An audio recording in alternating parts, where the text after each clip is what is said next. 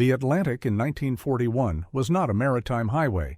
It was a cemetery without headstones, a 3,000-mile gauntlet of limitless saltwater where the margin between survival and absolute erasure was measured not in knots or miles, but in the single, terrifying efficiency of a German torpedo. Britain, already an island nation defined by its precarious dependence on inbound tonnage, found itself pinned against the wall of starvation and industrial collapse. The enemy was not merely the U-boat, the enemy was logistics, and the relentless mathematics of deprivation dictated the course of the campaign. Every week, a grim accountant in London chalked up the colossal subtraction. 200 ships lost in February, the tonnage surging to over 500,000 in March. Then the grim, indelible figure for a single quarter of that year. 1 million gross tons of merchant shipping transformed into twisted, submerging steel, a terrifying, unsustainable hemorrhage that no amount of courage could staunch. The threat was not just military, it was existential, rendering the question of victory moot if the population lacked the means to survive. Deep beneath the surface, in the pressurized, sweat-slicked steel tube of U-47, Oberleutnant zur See Günther Prien did not concern himself with national-scale logistics. His universe was reduced to the immediate, visceral tension of the hunt, a world of dials, valves, and the metallic tang of recycled air. The electric lights of the control room, harsh and yellow, illuminated the faces of his crew, carving their features into masks of concentration, a tiny, self-contained world of calculated destruction existing in defiance of the crushing, infinite cold of the deep. Prien, a formidable instrument of his nation's will, embodied the inherent paradox of the German naval strategy, a focus on impact over volume. His vessel was a masterpiece of sleek, deadly engineering, optimized for rapid strike and immediate stealth, yet its lethality was bound by a finite reality. A handful of torpedoes, a set number of fuel barrels, a limit to the miles it could traverse before the necessity of return imposed itself. The German commitment to the U-boat was a commitment to precision scarcity, demanding that every target chosen be real, critical, and worth the finite expenditure of the nation's dwindling reserves of steel, oil, and manpower. They sought the jugular, not the body. It was in this high-stakes, low-visibility arena that the seeds of an audacious, almost absurd British countermeasure were sown, a desperate gambit born not of technological superiority, but of sheer, grinding necessity. On a particularly rough night, with the Atlantic churning like a cauldron above, Prien found himself receiving a signal that spoke of a convoy too rich to ignore, a mass of merchantmen moving slowly but surely within his projected intercept zone. His concentration was absolute, every nerve dedicated to parsing the faint hydrophone contacts and the fleeting, ambiguous traces on his primitive radar screen.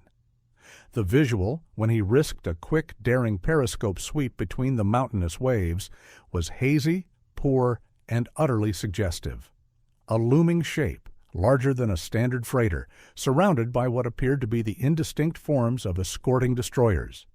The telltale outline of a critical, high-value asset, perhaps even a troop carrier, an undeniable prize demanding the immediate commitment of his finite resources. The target was exactly the kind of high-impact kill his superiors demanded. He gave the order to adjust course, the dive plane men and the rudder operators responding with the familiar, rhythmic efficiency of a well-oiled machine, committing U-47 to an attack vector that would consume precious fuel and 2 of his remaining torpedoes. He did not know, could not know, that the colossal, inviting shape filling his periscope, the phantom vessel whose sinking would be trumpeted across the Reich, was nothing more than an improbable, low-technology concoction. It was not a troop carrier, but a floating shell of rudimentary radar-reflecting foil, inflated pontoons, and simple canvas structures, a poorly rendered, oversized theatrical prop. It was a fleet decoy, a concept so simple it bordered on mockery, yet so effective it was rendered brilliant by the very resource limitations of its intended target. The absurdity of a highly trained crew inside a marvel of German engineering, risking everything to hunt a glorified shadow, was the ultimate irony of the early war. A psychological weapon born entirely from desperation, designed to exploit the information bottlenecks created by the German emphasis on precision, not production. Prien, his breath held, his finger hovering over the firing button, was about to expend 2,000 pounds of meticulously engineered ordnance on a trick that cost less than a week's worth of his own vessel's fuel. The contrast between the visceral, metallic reality of the U-boat and the ephemeral ghost it chased defined the struggle. The Allies, facing collapse, were forced to fight with shadows. The Germans, committed to a war of limited resources, were doomed to chase them. The German submarine commander's error was not a failure of courage or even a lack of training. It was a failure of information, a strategic bottleneck engineered not on the rolling decks of a British submarine, but in the finite production schedules of the Reich's aviation industry. The very foundation of the successful U-boat Wolfpack depended upon eyes in the sky, an omniscient perspective capable of conquering the 3,000-mile void of the Atlantic and directing the hunters to their prey. That impossible burden fell upon the Focke-Wulf 200 Condor, an aircraft born as a luxurious, long-range passenger liner, now warped into a formidable, yet inherently flawed, instrument of war. It was an aircraft defined by its limitations. Every Condor that lifted off a French coastal airfield represented a colossal expenditure of aluminum, man-hours, and specialized engines, each a testament to the meticulous yet slow pace of German heavy industry. Once aloft, it became a slave to its own vast operational necessities. Its long legs came at the prohibitive cost of fuel consumption, devouring high-octane aviation spirit that the Reich, perpetually starved of petroleum, could ill afford to spend on scouting missions. The fuel tanks dictated the mathematics of its destruction, a radius of action often insufficient to cover the shifting, vast, and unpredictable routes of the Allied convoys, resulting in agonizing gaps in coverage that the Condor simply could not bridge. Furthermore, its task, to find and photograph a collection of gray ships on a gray sea, demanded high altitude, high-speed travel to evade the few, but growing fighter escorts, pushing the limits of its optical sensors.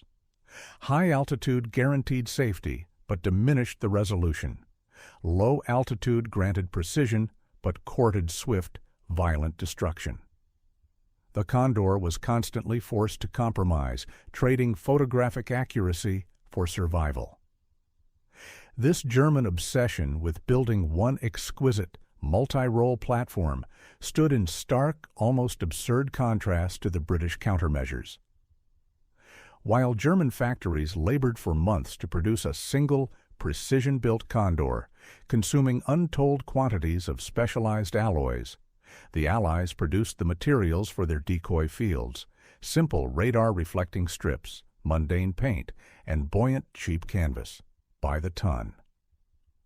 The enemy expended their industrial lifeblood to gain a sliver of high-resolution photographic intelligence. The British expended simple, mass-produced junk to render that intelligence useless. It was a tactical deception that exposed a strategic industrial imbalance, the complex fighting the primitive, the bespoke fighting the disposable.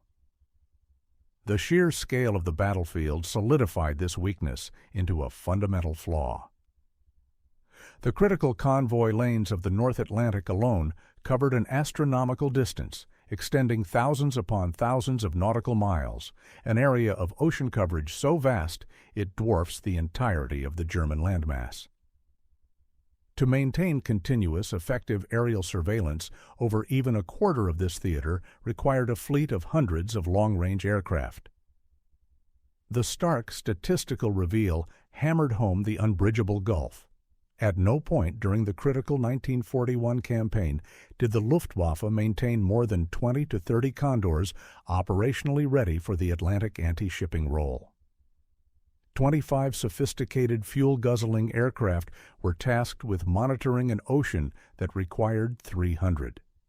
This was the information bottleneck, the chasm of perception into which the decoys were so elegantly dropped. The deception worked not because the decoys were perfect visual copies, often they were not, but because the Condor pilots were forced, by the scarcity of their numbers and the limitations of their flight range, to operate under the absolute, non-negotiable pressure of time.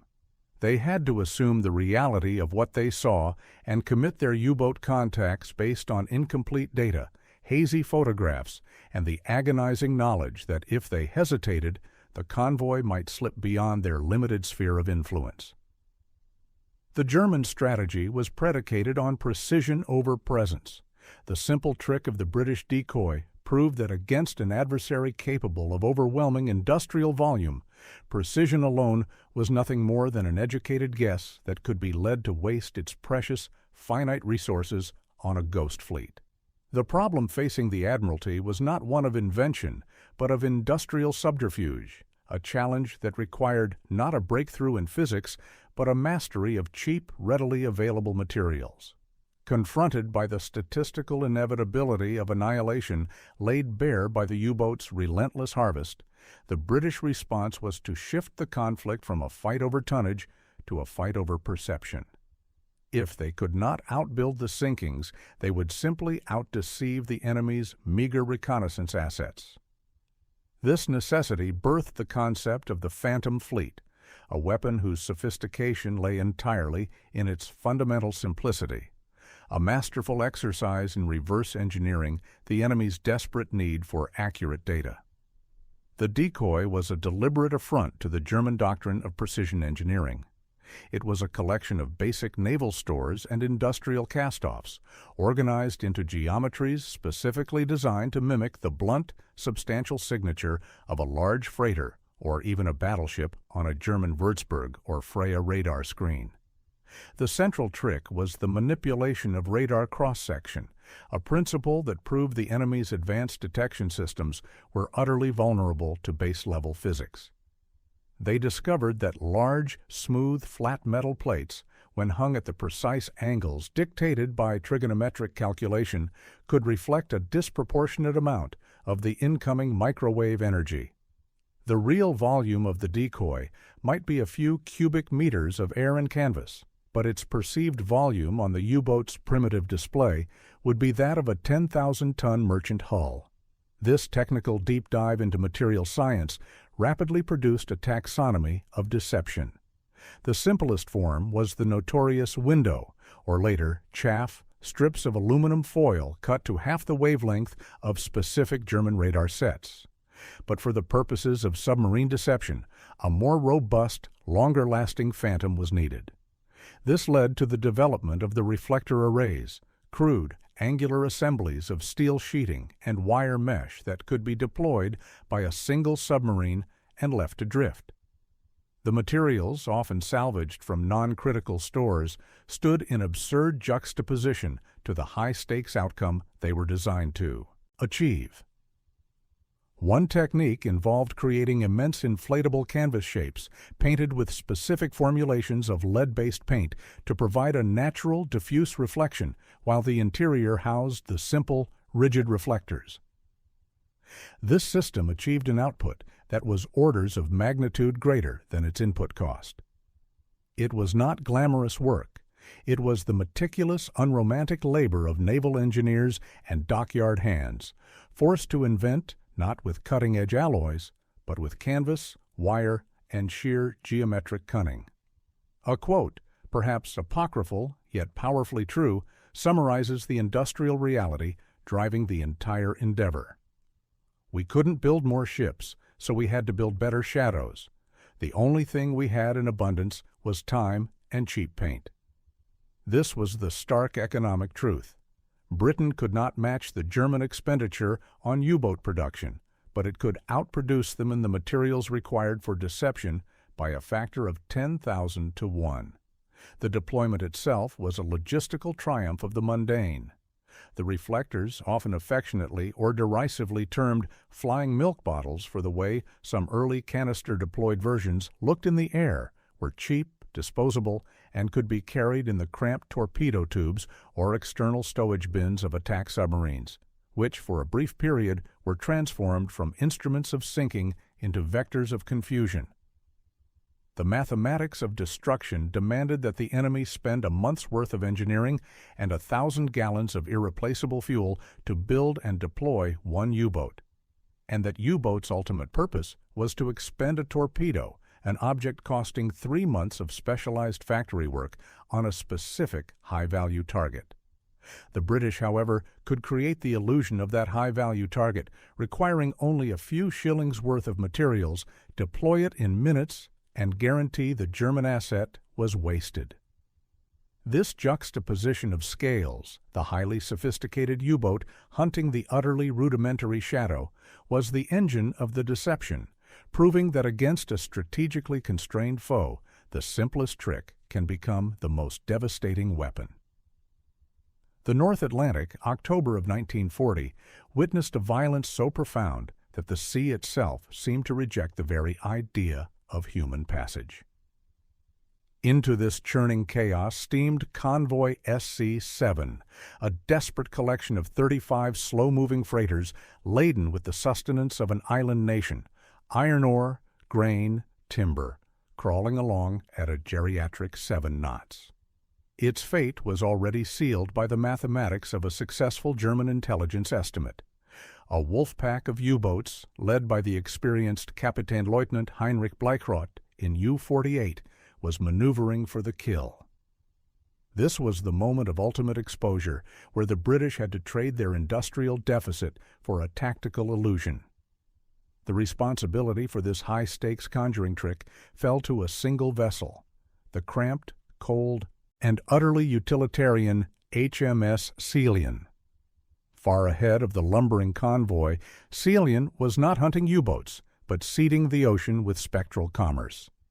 Below decks, the air was thick with the smell of diesel and human exertion. The crew worked with meticulous, almost surgical precision, for their survival depended entirely on the quality of their theatrical production. The deployment was agonizingly slow.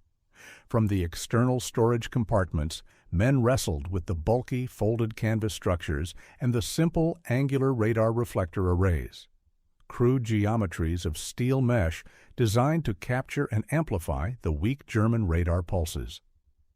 Each piece was inflated, weighted, and released, forming a distinct, sprawling false signature designed to mimic the blunt, voluminous appearance of a major transport group. This required the submarine to surface and hover precariously at the edge of its operational safety, an agonizing period where the Celian's crew were acutely aware that they were a single, vulnerable steel hull in an ocean crawling with hunters. The claustrophobia of the interior was momentarily forgotten, replaced by the crushing tension of potential detection. The hours that followed were a testament to the power of suggestion. U-48 was one of the first to take the bait. Kapitänleutnant Bleichrodt, having received the initial hazy confirmation from a distant Condor patrol, was driven by the imperative to intercept.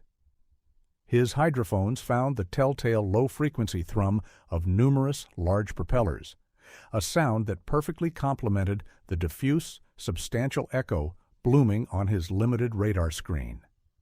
The visual confirmation, taken through a quick periscope sweep in the breaking dawn, showed the expected fuzzy silhouettes, an almost too perfect concentration of targets.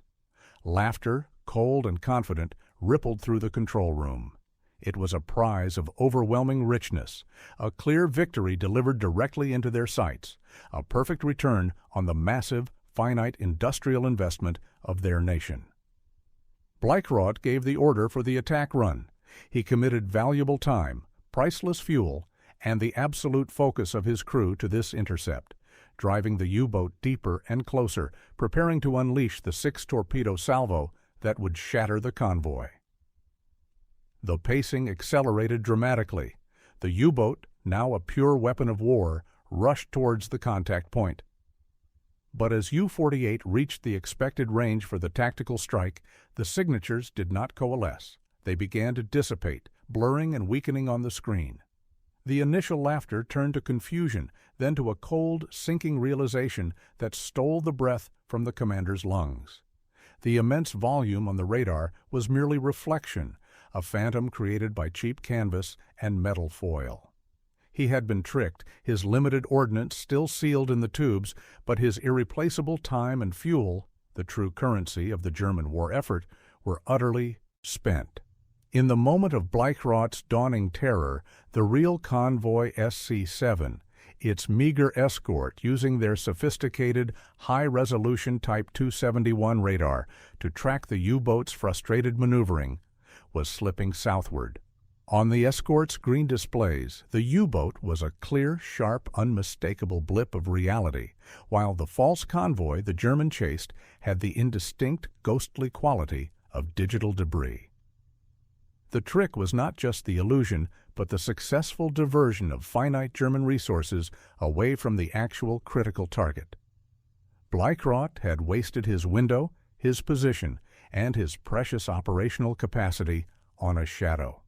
He was forced to break off the chase and recharge his batteries, knowing that the 35 ships he was meant to sink were now an unrecoverable distance away, saved not by superior firepower, but by the clever, desperate simplicity of a handful of floating ghosts. The convoy was saved by the enemy's own obsession with precision, which allowed them to be paralyzed by the illusion of a perfect target. The near miss against convoy SC-7, the successful ignominious expenditure of a U-boat's operational window on a few pounds of canvas and mesh, signaled far more than a simple tactical victory for the British. It marked a profound strategic shift in the Battle of the Atlantic, a cold, calculated evolution from a war of pure naval engagement to a war of industrial attrition and psychological resource management. The decoy, born of desperation, quickly transformed from a singular act of genius into a fundamental element of Allied maritime doctrine, its success measured not by the number of German hulls sunk, but by the volume of finite German resources successfully wasted. The goal was never to sink the U-boat with a decoy. The real underlying power of the false signature was its ability to force delay and diversion, two concepts utterly lethal to the German strategy of high-impact precision. Every minute a U-boat spent chasing a phantom was a minute the real convoy gained on its journey, slipping out of the operational radius of the patrolling condors and beyond the finite striking range of the wolf packs.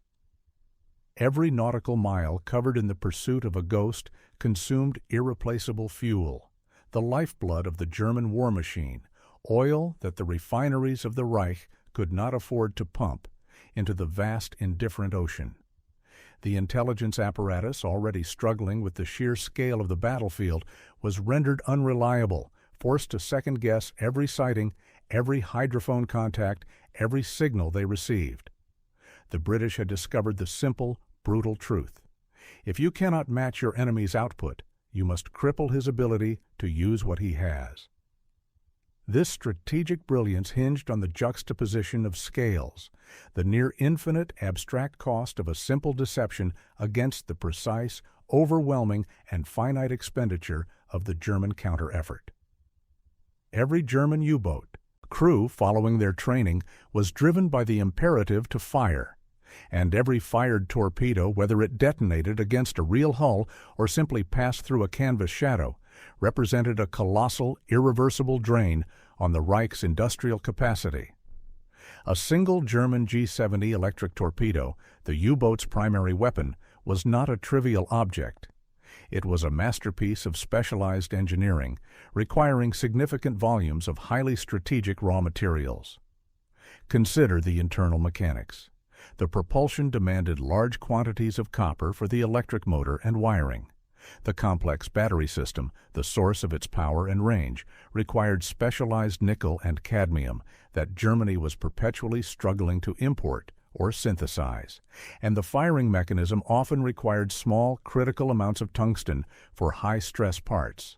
Each torpedo cost thousands of man-hours in highly specialized, climate-controlled factories, tying up skilled labor and diverting the national flow of steel and lubricants away from the production of tanks, aircraft, and artillery. Every torpedo wasted was an industrial triumph for the Allies. It was a victory measured not in blood or territory, but in tons of steel successfully diverted, in barrels of oil not consumed by a sinking, and in months of German production schedules rendered null and void. The decoy attack was, therefore, not simply a tactical ruse, but an attack on the German industrial timetable. The central theme is one that bears repeating. The German effort was constrained by limited resources, forced to prioritize impact. The Allied effort, even in its most desperate hour, maintained the structural ability to scale production exponentially, an industrial capacity that was, for all intents and purposes, unlimited. The rhetorical conclusion is inescapable and cold. The entire concept of the decoy, this magnificent act of low-tech psychological warfare, was merely a stopgap, a brilliant necessity that bought time until the Allies could unleash the crushing reality of their own industrial volume. By forcing the German Navy to waste its finite ordnance, the British were essentially attacking the enemy's logistical tail, turning the ocean into a bottomless pit that consumed not only Allied ships, but also German raw materials. The ultimate threat was not the cleverness of the decoy, but the certainty that the German industrial base could not possibly sustain the replacement rate required by even these most illusory of kills. The trick wasn't physical, it was an act of economic warfare, a definitive strike against the mathematics of defeat that would ultimately define the entire global conflict. The British decoy, an ingenious and necessary artifact of desperation, was a weapon forged in the crucible of scarcity, a subtle psychological instrument designed to buy time for an island nation poised on the brink. Yet its ultimate significance lay not in its cleverness, but in its role as a temporary placeholder, a fragile shield held aloft until the true, overwhelming force of the Allied commitment could be unleashed. The year 1942 saw the abrupt, thunderous conclusion of the era of British desperation and the dawn of a new, brutal reality for the Axis powers, the activation of the arsenal of democracy. This was the moment the scale of the conflict fundamentally and forever inverted, when the meticulous, small-scale logistics of the British deception were entirely eclipsed by the simple, terrifying volume of American industrial capacity. The United States entered the war with a single, uncompromising mandate: to build everything, everywhere, all at once. This was not the nuanced, resource-constrained approach of the Axis, nor the desperate ingenuity of the British. It was the sheer, unapologetic application of limitless production power, a force that transformed the battlefield from a deadly game of wits into an inevitable, crushing mathematical equation. The contrast was stark, almost absurd. A British submarine commander risked life and vessel to deploy a handful of canvas and mesh, an effort requiring precise navigation and surgical timing to save a few 100,000 tons of shipping. Meanwhile, in the vast, newly constructed shipyards of America's coastal states, entire cities of laborers were enacting a production schedule so brutal it defied all historical precedent. The centerpiece of this industrial mobilization was the Liberty Ship program, a colossal undertaking that abandoned the German commitment to bespoke, high-tolerance engineering in favor of simple, standardized, and most importantly, rapid construction. These were not elegant vessels. They were designed for one purpose: to carry cargo, and their engineering was intentionally crude, facilitating production by semi-skilled labor. The industrialist Henry J. Kaiser, a man whose name became synonymous with this overwhelming output, articulated the brutal, simple logic of this new war. We will lose 2 ships for every one we build, until we build 3 ships for every one they sink. It was a frank acknowledgment of the U-boat threat, but coupled with the ultimate threat to the German war effort, the inevitability of replacement. The German strategy was a game of subtraction. The American response was an open-ended commitment to addition, rendering the U-boat's success utterly irrelevant. The statistical reveal of the Liberty ship program remains one of the most stunning data points in the history of industrial warfare, an avalanche of steel and lead that buried the U-boat menace beneath sheer, overwhelming volume. From the first launch in 1941 to the final hull in 1945, American yards delivered a total output of nearly 3,000 of these identical interchangeable merchant vessels. 3,000 ships. This number, in its sheer scale, rendered the single British submarine decoy, no matter how brilliantly deployed, cosmically insignificant. The decoy had been required to save a convoy of 35 ships, a critical victory born of necessity. The American production line could launch that many new ships in a single month, every month, year after year. This relentless, terrifying output shifted the focus of the war entirely. The Germans could no longer afford to waste a torpedo on a ghost, because even if they scored a real hit, the mathematical effect on the overall Allied flow was rapidly trending toward zero. The U-boat commander, the meticulously trained precision instrument of German aggression, was now no longer fighting the British Navy. He was fighting the entire productive capacity of a nation capable of pouring millions of tons of steel into the Atlantic at a rate that simply could not be matched. The small-scale logic of the decoy, which sought to exploit a temporary resource constraint, was utterly transcended by the overwhelming, simple logic of industrial supremacy. The era of clever tricks was over. The era of unlimited resources had begun, and with it, the undeniable, somber conclusion of the battle for the Atlantic. In the face of the burgeoning American industrial behemoth, the German response was not to match volume with volume, a statistical impossibility against the scale of the Liberty shipyards, but to retreat into the seductive, destructive comfort of technical obsession. Germany, inherently resource-constrained and possessing an engineering tradition that prized exquisite complexity above all else, attempted to leverage sheer sophistication as a replacement for scale. The decoy trick, once recognized, simply reinforced their conviction that only a technological leap could defeat the enemy's crude, mass-produced numerical advantage. This thinking inaugurated a desperate, resource-intensive phase of development defined by brilliant, yet utterly time-consuming, over-engineering. The first response to the Allied radar superiority, which had made the deployment of decoys both necessary and effective, was the Schnorkel, a masterpiece of bespoke maritime engineering that allowed the U-boat to recharge its batteries without fully surfacing. The device involved an intricate telescoping mast equipped with complex sensors, exhaust ports, and air intake valves, all designed to function perfectly in a rolling sea, a dynamic environment that demanded specialized, high-tolerance components. This system bought the U-boat a crucial measure of submerged safety, yet the time required to design, test, and retrofit the existing fleet with these complex pieces of equipment consumed thousands of priceless German engineering hours and diverted critical supplies of specialized heat-resistant alloys. It was an elegant solution to a tactical problem, but it was slow, consuming the very operational windows the Allies were exploiting. But the true apex of this high-technology delusion was the Type 21 U-boat, a revolutionary vessel designed to fight an entirely different war, an underwater predator whose capabilities dwarfed its predecessors. Its creation required nothing less than a complete, costly, and paralyzing overhaul of the German shipbuilding infrastructure. Its massive new battery banks granted unprecedented submerged speed and range, demanding entirely new hull forms and welding techniques.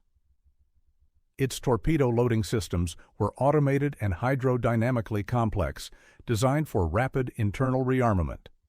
The interior was a web of advanced electrical and hydraulic systems, each component reflecting the German engineers' pursuit of absolute, uncompromising efficiency. The development process was a vortex of time and material diversion, a perfect example of prioritizing the creation of one exquisite, deadly instrument over the mass production of hundreds of simpler, necessary assets.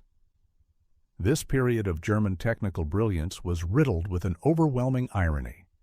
They were spending priceless hours diverting tons of specialized steel and copper and committing their finest scientific minds to designing a submarine capable of evading detection and striking with unprecedented stealth. They were building the perfect tool for fighting the stealthy, small, resource-conscious convoys of 1941, precisely at the moment when the Allies were launching the huge, crude, and utterly relentless convoys of 1944. The sophisticated Silent Type 21 was, in essence, a complex countermeasure to the British Decoy, designed to defeat a method of deception that was already rendered fundamentally obsolete by the appearance of the American Liberty ship Avalanche. The Germans were fighting the shadow while the substance steamrolled them. Every new technological leap, from the Schnorchel to the Type 21, required months of industrial lag, time that the American yards used to launch 100 more 10,000-ton hulls. The enemy's commitment to building a few dozen highly advanced, bespoke U-boats was mathematically trivial against the 3,000-ship output of the American industry. It was the epitome of strategic misdirection. Germany applied its finite resources to perfecting the precision instrument, unaware that the industrial flood on the other side had rendered all instruments, save the most numerous, ineffective. The technical obsession was not a pathway to victory, it was merely a magnificent, intricate design for defeat, proving that in a war of global industrial attrition, the most complex, beautiful weapon is ultimately less potent than the simplest, most reproducible component. The ultimate reality of modern industrial warfare is that all clever tactics, all brilliant engineering, and all displays of individual courage are utterly subservient to a single, unyielding master: fuel. The entire German war machine, from the high-flying Condor chasing phantom decoys to the deep-diving Type 21 U-boat, was fundamentally constrained by its dependence on petroleum, a resource that the Axis possessed only in finite resources. This was the ultimate logistical choke point, the single vulnerability that the British Decoy, in its tactical application, was designed to exacerbate, and which the American industrial scale, in its strategic execution, was designed to destroy. The entire conflict can be distilled into a metaphor of motion and consumption. The German war effort was a precision sports car, sleek, fast, highly engineered, and capable of breathtaking speed and maneuver.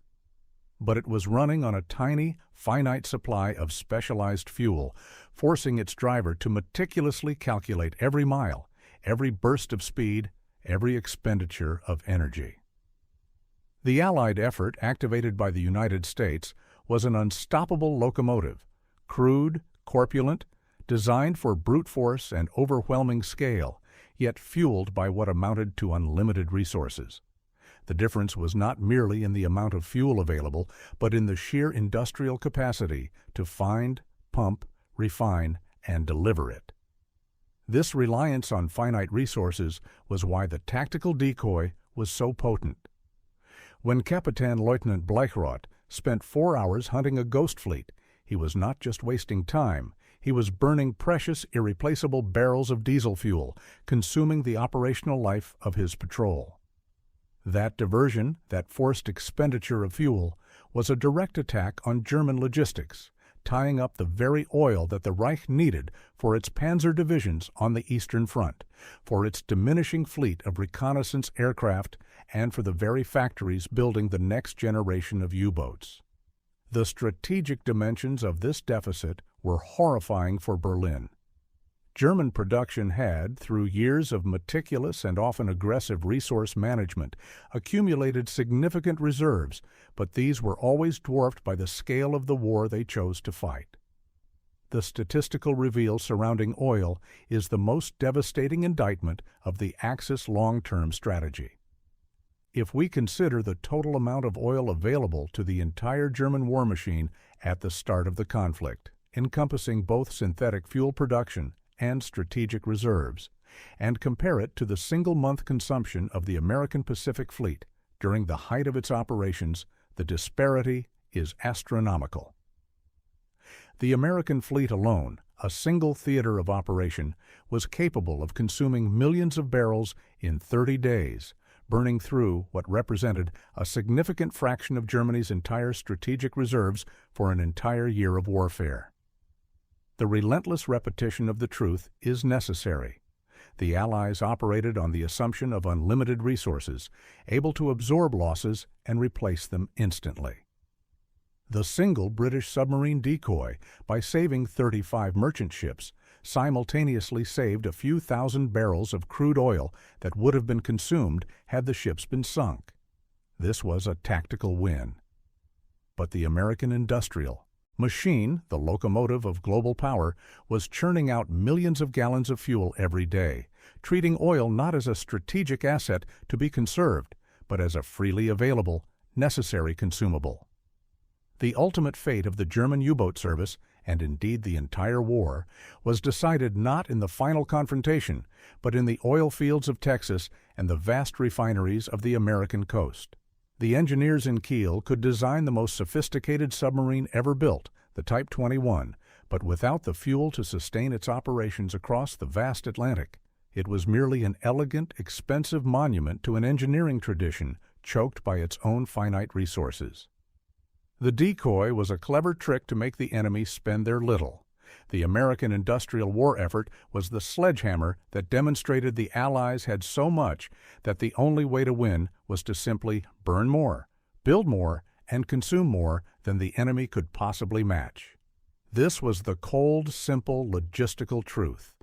The unlimited resources of the Allies guaranteed that the German blood, expended in defending against the strategic bombing of their fuel sources, was spilled not in a fair fight, but in a mathematically determined, inevitable defeat. The final, most profound weapon forged in the Allied industrial furnaces was not steel, nor oil, nor the canvas of a ghost fleet, but a corrosive, soul-destroying psychology of defeat that seeped into every corner of the German war machine. It was a cold, calculating knowledge, an omniscient dread that settled over the U-boat pens and the anti-aircraft batteries alike, the terrifying, inescapable realization that every tactical victory was mathematically irrelevant.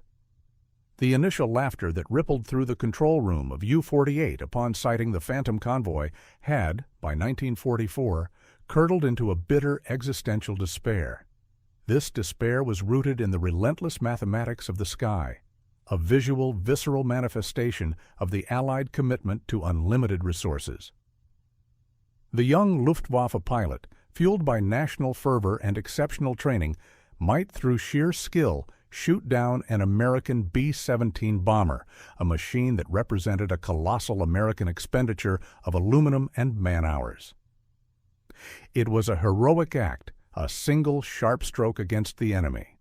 Yet, even as the stricken bomber spiraled down, the German pilot knew with sickening certainty that just behind it, or above it, or already on its way across the Atlantic, were 3 more. For every plane he downed, the factory output across the ocean had already produced 5. For every irreplaceable, highly skilled German flyer lost, the Allied training fields had graduated 10. It was a trade that could only end in absolute annihilation. This sentiment was brutally captured in the imagined, yet profoundly true, final words of a defeated German air ace, observing the vast American bomber streams. It was not the number of bombs, but the number of wings. We were not fighting men, we were fighting a factory. The hammers from heaven were not just the explosive weight of the bombs themselves, but the unbearable statistical weight of what they represented, the sheer indifferent volume of American industrial supremacy. The bombers were merely the delivery system for an overwhelming, undeniable fact of logistics. The psychological toll extended far beyond the cockpit. The U-boat commander, having been forced to expend his finite resources on chasing decoys, now faced the Atlantic fully aware that for every sophisticated, over-engineered Type 21 U-boat he could conceivably bring into service, the American yards had already launched 10 Liberty ships, those crude, corpulent vessels whose very disposability was their greatest weapon. His individual prowess, his training, his bravery, all were negated by the American ability to treat entire ships as acceptable, predictable loss factors. The simple trick of the decoy had forced the tactical waste of resources. The American industrial scale forced the strategic waste of human life. The emotional tone of this realization was profoundly somber and awe-inspiring. There was a terrible majesty in the sheer scale of American production, a kind of terrifying power that transcended military genius. The German soldier, sailor, or factory worker was no longer fighting a human enemy with comparable restraints. They were fighting a force of nature, an industrial tidal wave that would simply not stop. They were bound by the limitations of their finite resources, the dwindling oil, the copper shortages, the conscription of teenagers, while the Allies maintained their commitment to unlimited resources, a fact demonstrated not just by the thousands of planes and ships, but by the relentless, round-the-clock glare of the electric lights in the American production centers, a visual contrast to the blackout necessary across the resource-starved Reich. This constant nagging dread that the enemy could afford to waste more than they could afford to possess was the true psychological warfare. It turned the human peril of the U-boat run or the dogfight into a deterministic tragedy. The single, small-scale sacrifice of an unknown pilot or a nameless U-boat crew was, in the grand calculus of global warfare, immediately erased and rendered meaningless by the relentless churn of the assembly lines in Detroit and Richmond. The German war effort was not defeated by a single brilliant maneuver, but crushed beneath the statistical weight of the enemy's superior ability to manufacture the very means of destruction. Their defeat was not a military event. It was a foregone conclusion based on the industrial numbers, and the final, somber truth was that the human cost, however grievous, was merely an expenditure accepted by the machine of unlimited resources. The story of the simple trick used by British submarines, the deployment of a phantom fleet, is not a tale of ingenious naval cunning, but a cold, hard lesson in industrial logistics. The deception was magnificent, a necessary piece of tactical theater that allowed a starving nation to survive a deadly confrontation. But the ultimate victory was secured long after the canvas phantoms had dissolved back into the Atlantic spray.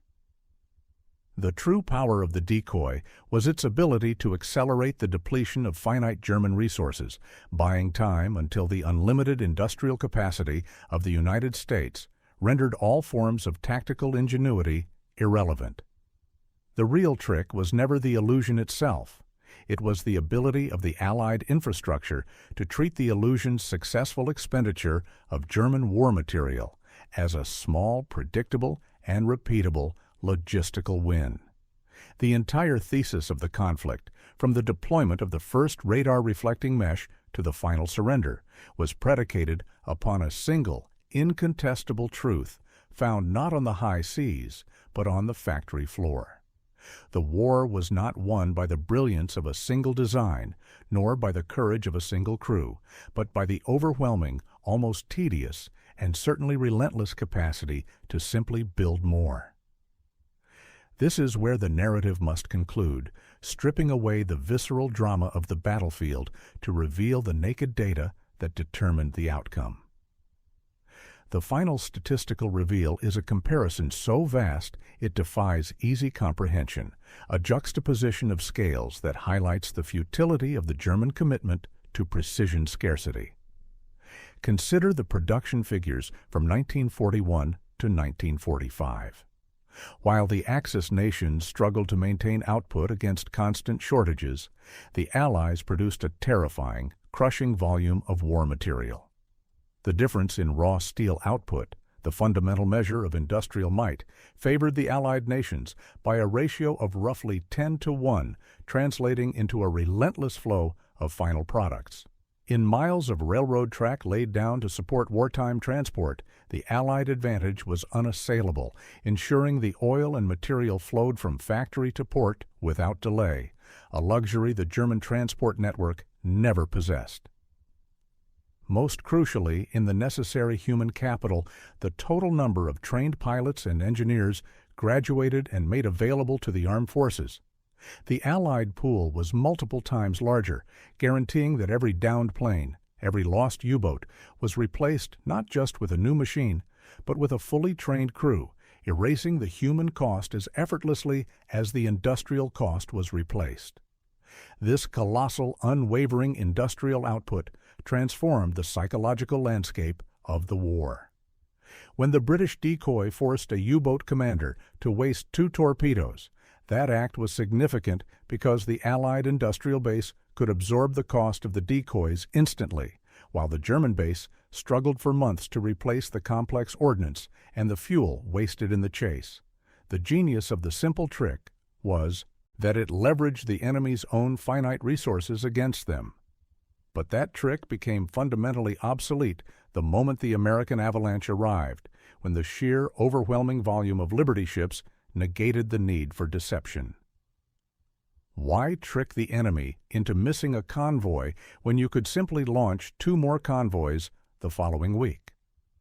The war was, in its essence, a conflict between a highly efficient yet resource-constrained engine and a gargantuan machine of unlimited resources. The German genius lay in the complexity of the Type 21, the elegance of the G-70 torpedo, and the tactical prowess of the Condor, all defined by precision. The Allied victory lay in the simple, brutal efficiency of the Liberty ship and the crude effectiveness of the canvas decoy, all defined by reproducible volume. The narrative closes not on the dramatic clang of a U-boat hatch, but on the rhythmic, almost hypnotic sound of the welding torch in a vast, sprawling American shipyard. This is the factory floor, the true theater of victory. The final, incontestable truth is this: the ability to deceive, to resort to clever, desperate stratagems like the Phantom Fleet, was a brilliant necessity only until the ability to simply overwhelm made all deception utterly irrelevant. The cleverness bought time, but the capacity won the war.